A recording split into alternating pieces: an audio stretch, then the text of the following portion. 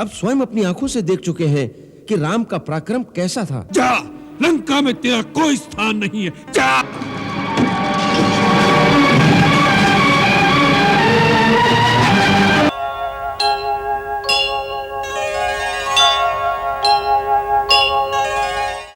युवराज इंद्रजीत, अनुज विभीषण, सेनापति अकंपन, प्रहस्त, महापार्श, दुर्मुख और मंत्रिमंडल के सदस्यगण, आप सब सुन ही चुके होंगे। दोनों वनवासी भाई राम और लक्ष्मण किष्किंधा की वानर सेना के साथ सिंधु के उस पार पहुंच गए हैं। गुप्तचरों का कहना है वो लंका पर चढ़ाई करने की तैयारी में है। ये समाचार लंका में आग के समान फैल चुका है। प्रजा थोड़ी चिंतित हो रही है कि युद्ध लंका के द्वार तक आ पहुंचा है। पूज्य माल्यवान जी, आपको भी डर लग रहा है क्या? शांत युवराज, माल्यवान हमारे बड़े हैं, बुद्धिमान हैं, हम उनसे सहमत न हो, परंतु उनके मत का भी हमें आदर करना चाहिए। सभासदों, जब भी कोई विकट समस्या उपस्थित हुई, हमने आप सबसे विचार विमर्श करके ही कोई कदम उठाया है। उस दिन सभा में बांध कर लाए गए वानर हनुमान के वध का विचार भी विभीषण की राय ना होने के कारण हमने त्याग दिया। वही तो भूल कर दी। उसी दिन उस ढीठ बंदर को खत्म कर देते तो आज ये समस्या ही सामने ना आती। ना वो जीता वापस जाता, ना उन लोगों को यहाँ का कुछ पता चलता।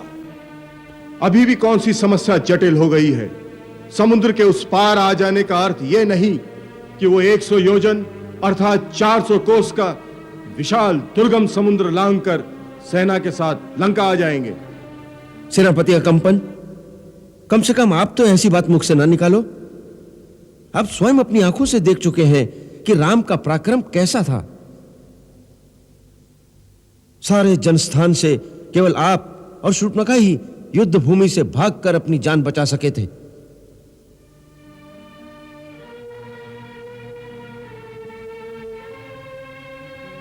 महाराज, हमें यह भी नहीं भूलना चाहिए कि शत्रु का एक दूत हनुमान समुद्र लांघकर लंका तक पहुंच गया था, अर्थात हमारी लंका नगरी अब दुर्गम नहीं रही।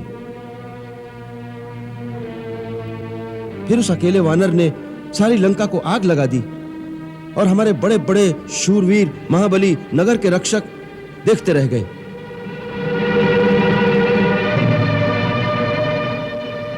इसका अर्थ यह है महाराज कि हमारी सुरक्षा की दीवारें भी अब अटूट नहीं रही।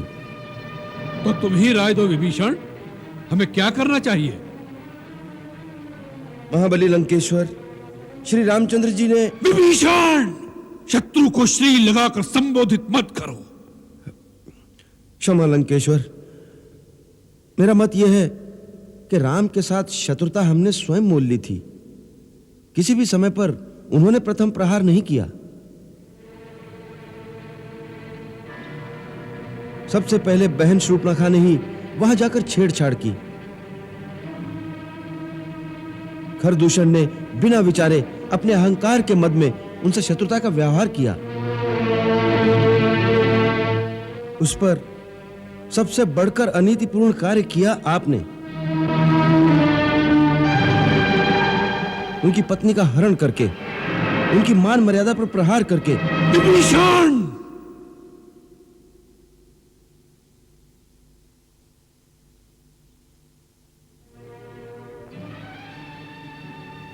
जी हां महाराज, हमने ही भूल की है और हमें ही अपनी भूल का सुधार करके देवी सीता को आदर सहित उनके पति के पास पहुंचा देना चाहिए। पिताश्री, हमारे गौरवशाली त्रिलोक विजयी राक्षस कुल में ये छोटे काका विभीषण ही सदा सबसे अलग और बेसुरा राग अलापते हैं। हम राक्षस कुल के नहीं हैं, हम परम पुण्यात्मा महर्षि पुलत्स्य के वंशज हैं। तो आप भी एक बाण के भय से भागे हुए मारीच मामा की तरह भगवा वस्त्र धारण करके किसी ऋषि के आश्रम में धूनी क्यों नहीं रमाते? यहां लंका में किस लालच से रह रहे हैं? तात मेघनाद, ऐसी दंभ भरी निरर्थक बात करना, अपने बड़ों से अशिष्टता बरतना तुम्हें शोभा नहीं देता। तुम अभी अनुभवहीन बालक हो। बालक हूं, देवताओं के गर्व को दलन करने वाला, बड़े बड़े शूरवीर दैत्यों नागों के कुल को शोक मग्न करने वाला, ऐरावत हाथी के दांत को उखाड़कर देवराज इंद्र को आकाश से पछाड़कर पृथ्वी पर पटकने वाला इंद्रजीत एक अनुभवहीन बालक। हाँ? पिताश्री, वन में भटकने वाले 2 मानव, उनके साथ कुछ वानर, आप उनसे भयभीत क्यों हो रहे हैं? भय शब्द तो रावण के शब्दकोश में है ही नहीं, और नर तथा वानर तो हमारा कुछ बिगाड़ ही नहीं सकते। महाराज दशानन, मैं आपका पिता समान आदर करता हूं। आप केवल राजा नहीं हैं, मेरे ज्येष्ठ भ्राता भी हैं, जिन्हें आप साधारण वनवासी नर कहकर उपेक्षा कर रहे हैं। उनके शौर्य की गाथा मत भूलिए। परमवीर सुबाहु, विराट कबंध और विराट, खरदूषण, त्रिशिरा, जगत का सबसे महाबली बाली, ये सब उनके बाणों का निशाना बनकर यमलोक सिधार गए। जिस वानर का आप उपहास कर रहे हैं, उसकी करनी के चिन्ह लंका के कोने कोने में जलकर भस्म हुई अट्टालिकाओं, लपटों में झुलसी हुई लंका के प्राचीरों और आग में गलकर गिरे स्वर्ण स्तंभों के रूप में दिखाई दे रहे हैं।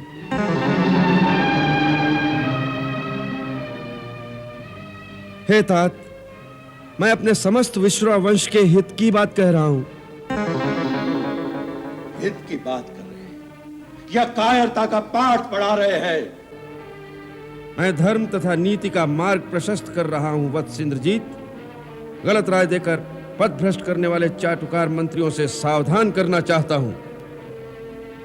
सचिव वैद गुरु 3 जौ, प्रिय बोल ही भय आस, राज धर्म तन 3 कर, होई बेग ही नाश। जिस राजा के ऐसे मंत्री गुरु और वैद्य हों, जो उसकी अप्रसन्नता से डरते हुए तथा निजी लाभ की आशा से उसके हित की सच्ची बात नहीं कहते तथा उसे प्रसन्न रखने के लिए केवल मीठी मीठी बातें करते हैं, उस राजा का राज्य, उसका शरीर, उसका धर्म, तीनों का शीघ्र ही नाश हो जाता है।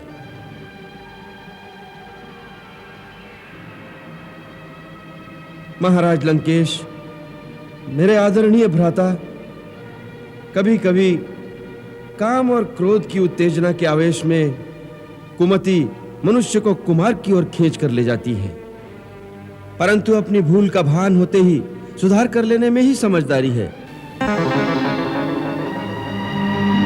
हे दशानन, आप मद में चूर होकर एक पर नारी को यमपाश के समान अपने गले में बांध कर ले आए हो। महाराज, वो राक्षस कुल के लिए काल रात्रि के समान है। विभीषण, तेरे सिवा किसी और ने ऐसा प्रलाप किया होता तो इसी क्षण उसे प्राणों से हाथ धोना पड़ता। क्षमा क्षमा लंकेश्वर, विचार विमर्श में इस प्रकार प्रकोप शोभा नहीं देता। हे वेदवेत्ता, तनिक विवेक से काम लीजिए। जिस पर नारी का उसकी इच्छा के विरुद्ध पाश्विक बल के जोर पर हरण किया जाए, ऐसी नारी विष बुझी पैनी कटार के समान होती है। इसलिए मैं आपसे हाथ जोड़कर प्रार्थना करता हूं भैया कि सीता को सम्मान के साथ उनके पति के पास पहुंचा दीजिए। इससे आपका मान घटेगा नहीं, परंतु तीनों लोक में सुयश फैलेगा। मान बढ़ेगा नहीं, तीनों लोग हमें कायर कहेंगे। जहां वीर पुरुषों की सभा होगी, वहां सब हमारी हंसी उड़ाएंगे। वीर पुरुष एक बार जो कदम उठा लेता है, उसे पीछे हटाने में वीरता को दाग लगता है। परंतु नीति शक्तिहीन पुरुषों का बुना हुआ एक ऐसा जाल है जिसमें वीर पुरुष कभी नहीं फंसता। नीति शक्ति की सेविका होती है। जो शक्तिशाली करता है वही नीति है, वही धर्म हो जाता है। नहीं भ्राता, नहीं, यह अधर्म है और अधर्म कभी धर्म का स्थान नहीं ले सकता। यह क्रूर शारीरिक बाहुबल धर्म को नहीं मिटा सकता। धर्म के पास आध्यात्मिक बल है, उसके साथ दैवी विधान की शक्ति है। केवल आपके इस अधर्म कार्य से सारे कुल का विनाश हो जाएगा। मैं अपने कुल के कल्याण के लिए आपके चरणों में गिरकर प्रार्थना करता हूं। पैर छूकर प्रार्थना नहीं, दशानन का गर्व से उठा शीश शत्रुओं के चरणों में झुकाने का षड्यंत्र कर रहा है।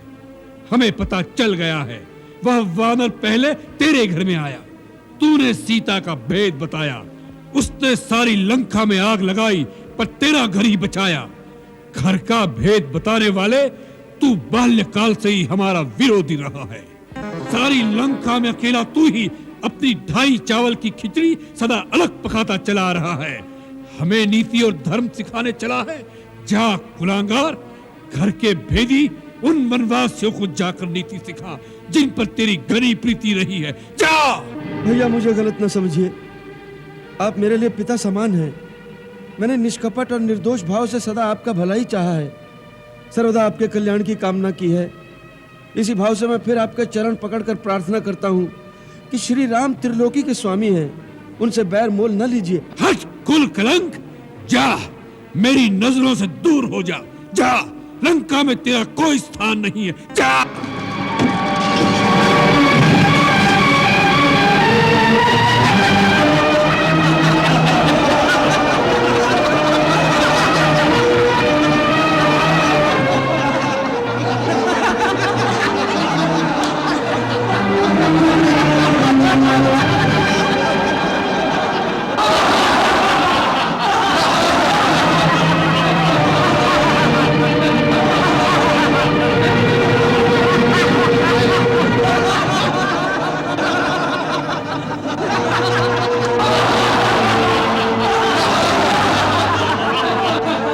मुझ पर हंसने वालों, मुझे तुम पर दया आती है।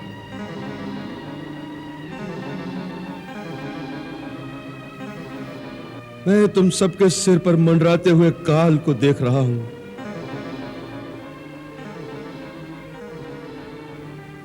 शास्त्रों में लिखा है, विनाश काले विपरीत बुद्धि। अपने विनाश की ओर जाते हुए प्राणी को यदि भगवान भी कल्याण की बात समझाने आए तो अपने अहंकार के मद में डूबे उस अंधे प्राणी को भगवान भी पागल दिखाई देता है और अपनी दुर्बुद्धि को ही सर्वश्रेष्ठ मानकर आप लोगों की भांति हंसता हंसता अपने विनाश के गर्त में डूबता चला जाता है।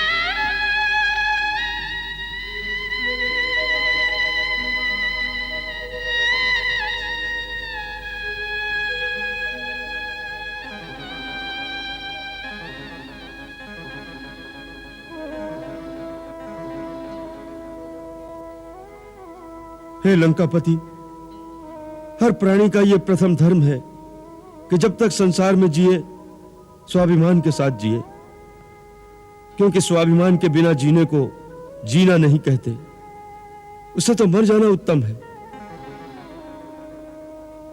दूसरी ओर नीति के अनुसार भरी सभा में किसी सम्मानित व्यक्ति को अपमानित करना उसे मृत्युदंड देने के बराबर है।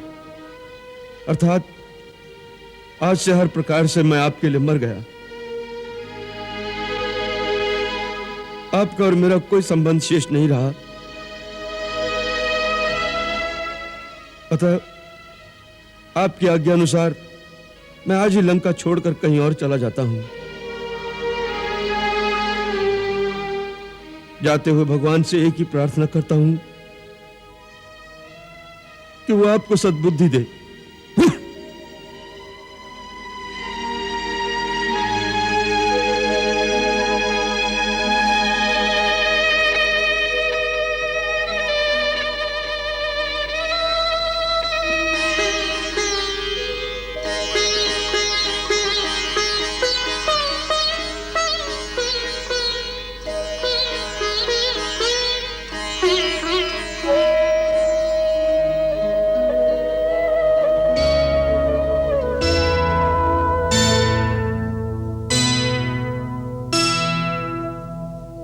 हंस कही चला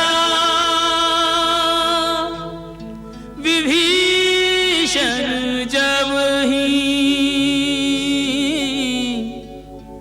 आयुहीन भय सब तब ही।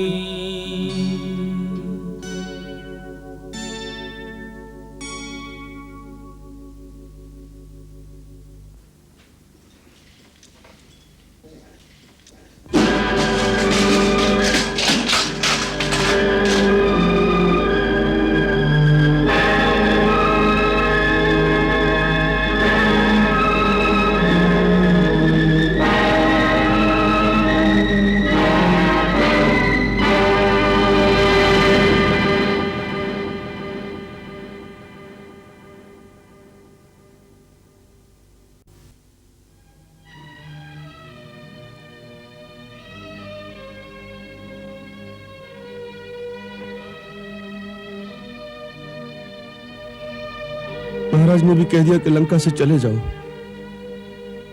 मैंने भी कह दिया कि लंका छोड़ दूंगा। कहना आसान था, परंतु अपनी जन्मभूमि को छोड़ना कठिन लगता है। मुझे बार बार अपनी प्रजा और राक्षस जाति का ध्यान आता है। केवल एक पापी के पाप और अहंकार के कारण सारी निर्दोष प्रजा मारी जाएगी। वीर राक्षस जाति का नाम मिट जाएगा। अपनी प्रजा के प्रति उत्तरदायित्व का आभास बार बार मन में उठता है। इस समस्या का कोई समाधान नहीं दिखता। मैं कैसे अपनी मातृभूमि का समूल विध्वंस होने से बचा सकूं? अब इन बातों के सोचने का समय नहीं रहा। इससे पहले कि महाराज रावण के मन में आपको बंदी बनाकर कारागार में डालने का विचार आ जाए, आपको यहां से निकल जाना चाहिए। पर मैं कहां जाऊं? हो सके तो श्री राम के पास जाकर उनसे प्रार्थना करिए कि वो रावण के पापों का दंड उनकी निर्दोष प्रजा को न दे। परंतु युद्ध में तो कुछ भी हो सकता है, और यह युद्ध अवश्य होगा। फिर तो और आवश्यक है उनसे मिलकर युद्ध का रुख इस प्रकार मोड़ा जाए जिससे प्रजा की कम से कम क्षति तो न हो। इसके लिए आपको श्री राम जी से मिलकर उनका विश्वास पात्र बनकर युद्ध की बागडोर संभालने में सम्मिलित होना पड़ेगा।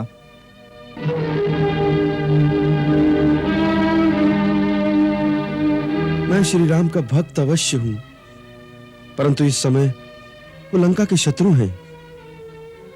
क्या मेरा धर्म उनका साथ देने की आज्ञा देता है? हाँ राजन, पहली बात तो ये कि श्री राम लंका के शत्रु नहीं, रावण के शत्रु हैं। वो रावण जो इस समय एक प्रकार का देशद्रोही है, क्योंकि इस समय वो निजी काम की अग्नि में भड़का हुआ किसी का उपदेश ना मानकर धर्म, नीति और मर्यादा को अपने अहंकार के पांव तले रोनता हुआ सारे देश को युद्ध की आग में झोंक रहा है। इसलिए इस देश को बचाने के लिए रावण का अंत आवश्यक है। उसके दो ही रास्ते हैं। पहला ये कि आपके पास ऐसी सेना की शक्ति हो तो उसे सिंहासन से उतारकर राम के साथ संधि कर ली जाए, परंतु यह संभव नहीं। इसलिए दूसरा एक ही रास्ता है कि आप स्वयं श्री राम से मिलकर युद्ध का संचालन ऐसे करें जिसका लक्ष्य केवल उस आतताई रावण का अंत हो। इस समय यही आपका धर्म है।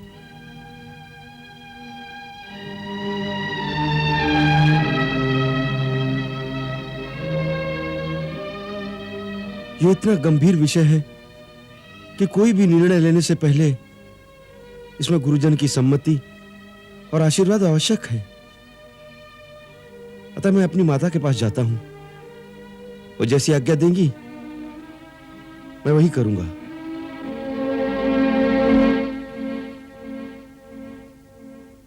राजमाता कैकेयी से कहो कि हम उनके दर्शनों की आज्ञा चाहते हैं। जो आज्ञा।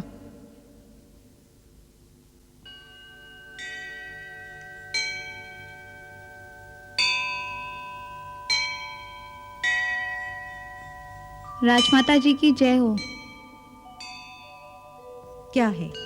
आपके छोटे पुत्र विभीषण जी दर्शनों के आज्ञा चाहते हैं। उन्हें बुलाओ।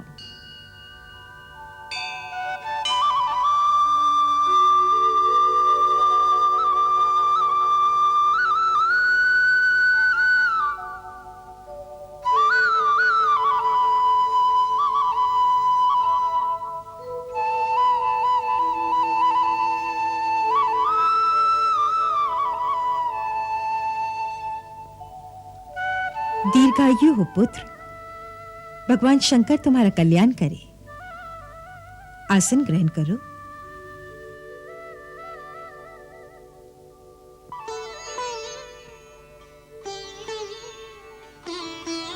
मां, मैं एक गंभीर समस्या के समाधान के लिए आया हूं। मेरा मार्गदर्शन करो माता। बहुत अस्थिर चित्त से बात कर रहे हो। ऐसी क्या बात हो गई है वत्स? बड़े भैया महाराज रावण ने मुझे देश निकाला दे दिया है। रावण ने तुम्हें देश निकाला दे दिया है? क्यों? आज दरबार में उन्होंने मेरा बहुत अपमान किया। क्यों? मैंने अपने मतानुसार उन्हें परामर्श दिया कि प्रथम तो सीता का हरण करना ही उचित नहीं था। एक परस्त्री को उसकी इच्छा के विरुद्ध अपने घर में रखना धर्म विरुद्ध है। वो पतिव्रता स्त्री है। मां, इस पाप के कारण लंका का विनाश हो जाएगा। उधर श्री राम किष्किंधा के महाराज सुग्रीव की सहायता से एक विपुल वानर सेना को लेकर लंका की ओर बढ़ रहे हैं, और इधर हमारे मंत्री उन्हें परामर्श दे रहे थे कि राम और लक्ष्मण की कोई चिंता न करें, हमारे राक्षस सेना सहित उनका अंत कर देंगे। परंतु मैंने उन्हें कहा कि जिनका दूत हनुमान अकेले ही सारी लंका को जलाकर राख कर गया है, उनकी शक्ति को कम नहीं समझना चाहिए। एक स्त्री के लिए किसी शक्तिशाली शत्रु से लड़ाई नहीं मोल लेनी चाहिए। हमें देवी सीता को सम्मान के साथ उनके पति के पास पहुंचा देना चाहिए। उन्हें यह मत नहीं भाया। मैंने अपना मुकुट उनके चरणों में रख दिया कि भैया, केवल अपने हट के लिए लंका का विनाश न करो। परंतु उन्होंने पैर की ठोकर से मेरा मुकुट दरबार में फेंक दिया और मुझे लंका से निकाल दिया। ये रावण ने अच्छा नहीं किया, परंतु इसके पश्चात तुम्हारे लिए और कोई उपाय नहीं है। राजा की आज्ञा है, तुम्हें जाना ही पड़ेगा। मां, इस समय ये संकट उन पर तो आया ही है, परंतु उनके कारण सारे देश पर संकट की छाया पड़ रही है। ऐसे समय में मैं अपने देशवासियों को संकट में छोड़कर कैसे चला जाऊं? अपनी प्रजा के प्रति सारे राजकुल का उत्तरदायित्व होता है। इस समय जाने से देशद्रोह नहीं होगा। यदि यहां रहकर तुम प्रजा की रक्षा कर सको तब तो तुम्हारा जाना उचित नहीं होगा, परंतु यहां रहकर तुम कुछ नहीं कर सकोगे, क्योंकि रावण तुम्हें यहां स्वतंत्र नहीं रहने देगा। इसलिए पहला कार्य तो यह करो कि अतिशीघ्र यहां से चले जाओ।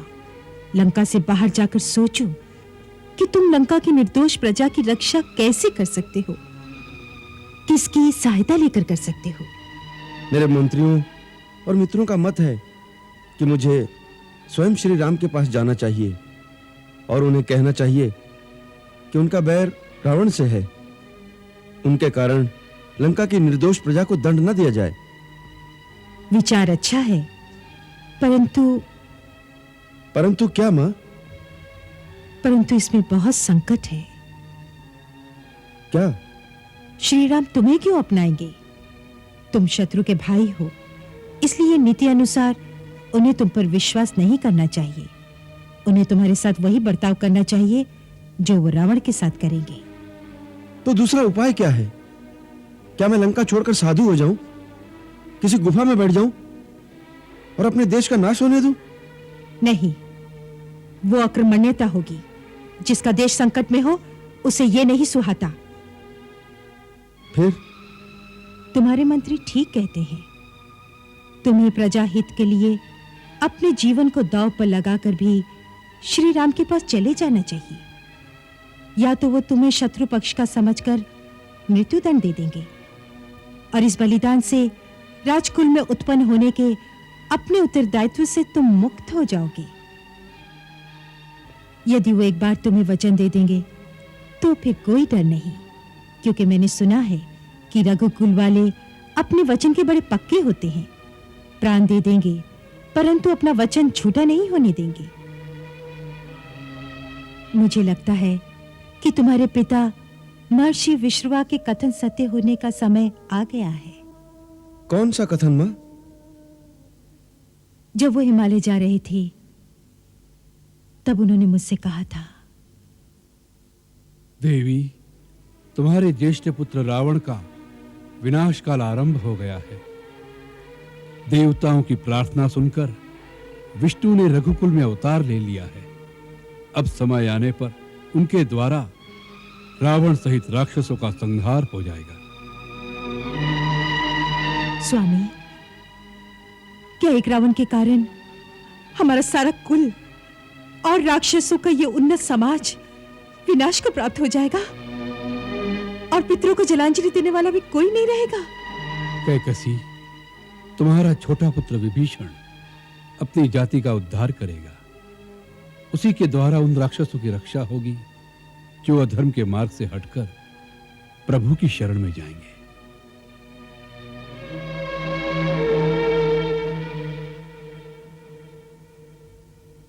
सो पुत्र, मुझे उनकी भविष्यवाणी सत्य होती दिखाई दे रही है। तू यहां से सीधा श्री राम के पास चला जा। मेरा आशीर्वाद तुम्हारे साथ है। मां, एक बार फिर अपने बड़े भैया से प्रार्थना करके देख लूं। कदाचित उनका क्रोध इस समय शांत हो गया हो और वो मेरी बात सुन ले। तू बड़ा साधु है विभीषण। जा, फिर जाकर देख ले।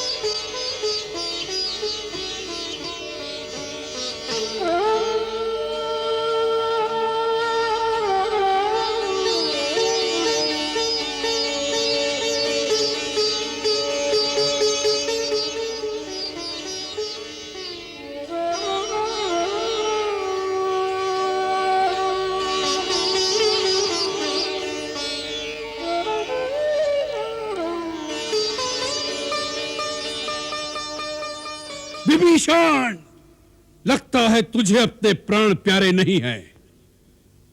भैया, मैं माता कैकसी की आज्ञा से एक बार फिर आपसे प्रार्थना करने आया हूं। जो हमें सुनाने आया है वह प्रलाप जाकर माता जी को सुना। भैया, वेद और पुराण ऐसा कहते हैं कि सुबुद्धि और कुबुद्धि प्राणी के हृदय में रहते हैं। हर प्राणी अपनी अपनी इच्छा और कर्मानुसार दोनों में से एक का अनुसरण करता है। शास्त्र कहता है, जहां सुमति वहां संपत्ति नाना, जहां कुमति वहां विपत्ति निधाना। सो भैया, सद्बुद्धि का आश्रय लीजिए। इस समय कुमति ने आपके मन पर प्रभाव डाल रखा है, सो आपको हित और अनित की पहचान नहीं हो रही है। मित्र को शत्रु और शत्रु को मित्र मान रहे हैं। सीता, जो राक्षस कुल के लिए काल रात्रि के समान है, उस पर आपकी प्रीति बढ़ रही है, और जो आपको विनाश के मार्ग पर बढ़ने से रोकते हैं। बस विभीषण! द्रोही हमारा खाता है और प्रीत करता है उन वनवासियों से। मूढ़ हमारे जिलाए जीता है और कामना करता है शत्रु के द्वारा हमारे विनाश की। धिक्कार है तुझ जैसे कुलद्रोही पर। नहीं नाथ, नहीं। अभिमानी को शत्रु सम लगे हितैषी मीत, आवे काल विनाश को बुद्धि होए विपरीत, बुद्धि होए विपरीत।